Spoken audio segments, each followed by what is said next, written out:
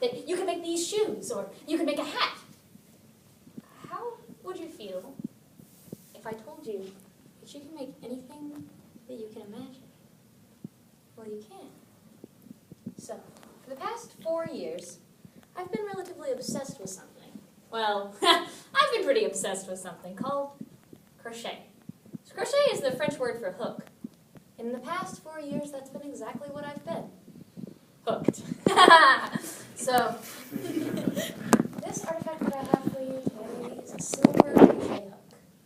This silver crochet hook was given to me by my boyfriend after I taught him how to do some stitches. He now makes crocheted octopi also.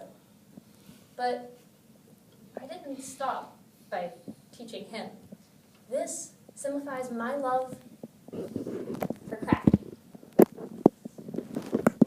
I've taught 111 people how to crochet over the past 4 years. I've taught boys and girls and grandpas and little boys who are about 8 years old. I've been invited to yarn conventions in which I'm the guest of honor and I teach everybody the special kind of crochet that I know, called amigurumi. I'll talk a little bit more about that later, though. So, crochet is something that's been very important in my life for a while now. But it's not just crochet. That's just the beginning.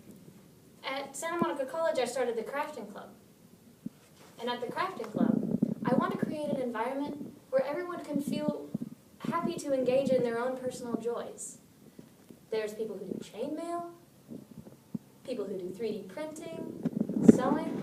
It's come a really long way from me being an isolated little student. So, crochet culture, well, for me, it's more than just a culture. My entire life revolves around this. My existence is based on my crafting goals. First, I'll discuss how this hook represents the culture, and then I'll talk about how I'm involved in the culture.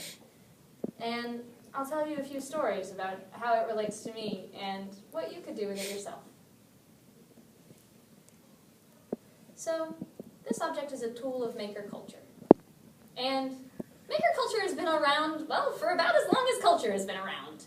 You've seen cave paintings, and for centuries you could have taken this silver crochet hook out of the hands of some woman and it could have been entirely unanachronistic. It would have been worth a whole lot more if you took this crochet hook from the hands of an Irish woman who was making crochet to sell during the Irish potato famine, like my ancestors did. Or you could even have taken it from a Parisian during the time of the Rococo when they were making fancy lace before they beheaded the king. Men and women have been using this tool for centuries. And it's actually often made of many different things.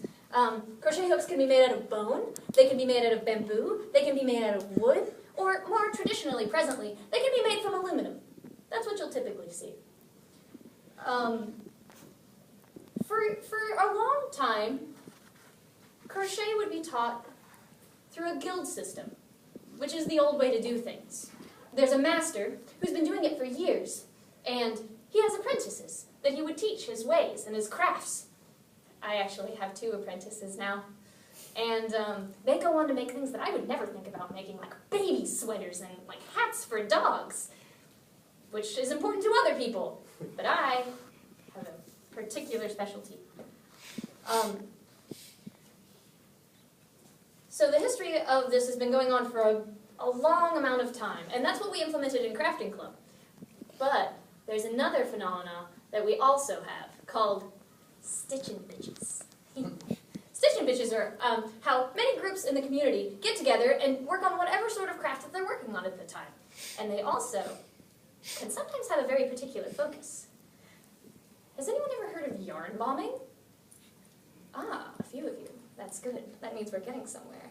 So, yarn bombing is a kind of guerrilla knitting or crochet.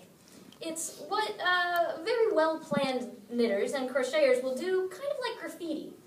Yarn bombing is when you crochet something huge or large and put it outside, like on that tree out there. Not yet. Mind you. We are working on doing, Santa Monica College's Crafting Club is working on doing some crazy yarn bombing projects that you might see in the next year. But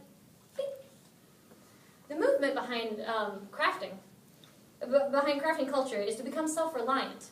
Crafters aren't consumers. They don't want to be consumers, they want to be makers, and it all starts with an idea and with a crochet hook. My role in this society is to teach as many people as possible all of the different skills that I've obtained. When I first got to Santa Monica College, I was really isolated and particularly lonely, and I immediately decided that there was something was wrong that I had to fix. So I started the Crafting Club. The Crafting Club has made it so I moved on, and now I'm the head of the ICC, which means I run all of the clubs at this school.